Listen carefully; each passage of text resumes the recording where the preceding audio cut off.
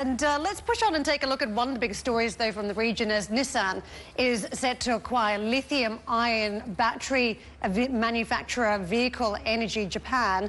The Japanese automaker says it has secured a stable battery supplier and a competitive edge amid surging lithium prices. Let's talk more broadly about the sector with Simon Clark, who is the CEO of American Lithium. Simon, thank you very much for joining us today. Recent comments from Elon Musk describing lithium batteries as the new oil. We know a number of countries are competing for these lithium battery gigafactories, but you say in recent times that there's just not enough supply in the system at this stage. How short are we in terms of lithium, given the big demands we've got for electric vehicles?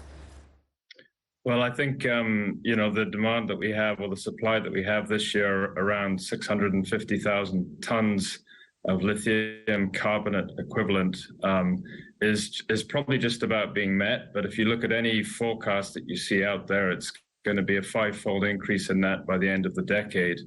And you have groups like the IEA calling for the need for another 50 additional producing lithium mines by the end of the decade. I think it just shows you, the massive shortage potential that is coming.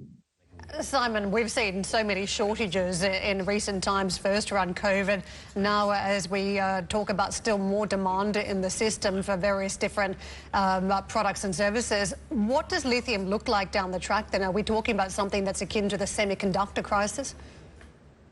It could do. I mean, I do think that there are the potential mines out there. There are the potential deposits in development. I mean, I think what I would say is that we need the US and all its allies and the Western supply chains to really take note and start driving these forward and start getting these mines in production.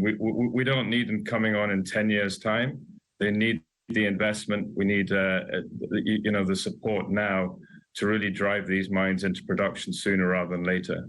Simon, the high price of lithium and the huge demand has led people to have a reinvigorated look at alternatives as well. And again, look, I know very little about the alternatives and where they are in terms of scale. But you've got zinc manganese oxide batteries. People are talking about organosilicon electrolyte batteries as well, and other alternatives, gold nanowire gel electrolytes as well. What are the possibilities that actually alternatives to lithium could become a meaningful alternative in the short to medium term?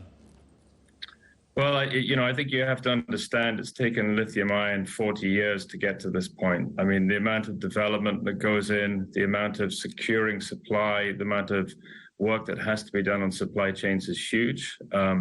Lithium, don't forget, is the third element on the periodic table. It's the lightest metal.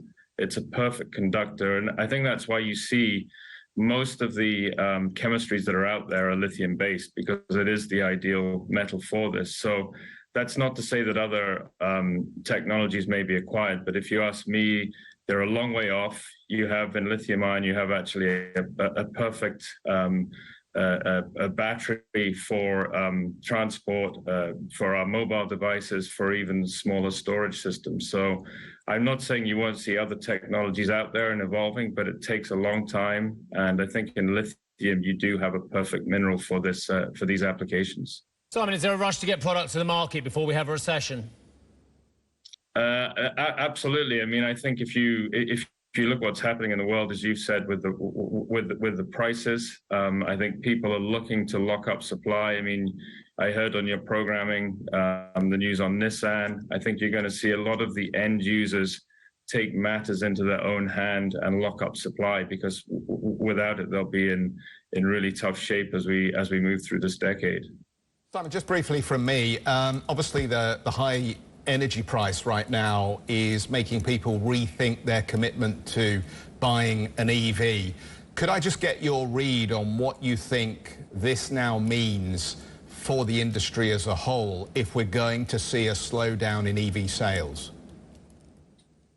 I mean, I think if we do see a slowdown in EV sales, then, obviously that then has major implications down the road on climate change and the bigger political initiatives that are out there. So I'm not sure we will see EV sales fall. Obviously, we're seeing lots of delays in the system. But my message would be, I think we have the potential in the in Europe, in the US, Japan, Korea. There's so much knowledge base in lithium ion. There's assets across, if you like, the allied networks that we should be being developed. And I think really that's where the time and effort has to be put into. I mean, we have the potential to do this, but we have to act now. A timely message, Simon. Thank you very much indeed for that. Simon Clark, CEO of American Lithium.